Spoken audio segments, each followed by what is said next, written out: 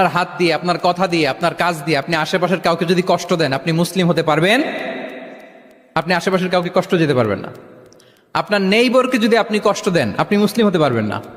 আপনি অন্যের প্রাইভেসিতে যদি ইন্টারফেয়ার করেন, কারো প্রাইভেসি যদি ভায়োলেট করেন, আপনি ভালো মুসলিম হতে পারবেন? কারো পার্সোনাল স্পেসে যদি আপনি নাক গলান, আপনি যদি ইন্টারফেয়ার করেন, তাহলে আপনি ভালো মুসলিম হতে পারবেন না। ইসলাম যে কত মহিমান্বিত, কত চমৎকার একটা religion and all encompassing way of life, এটা অনেক সময় আমরা উপলব্ধি করি না। আমরা সবাই মুসলিম, এজন্যই কি ইসলাম অনন্য? আমি ইসলাম ধর্মের অনুসারী, তো গায়ের জোরে কি আমি ইসলামকে শ্রেষ্ঠ বলবো? শ্রেষ্ঠ বললে হবে না।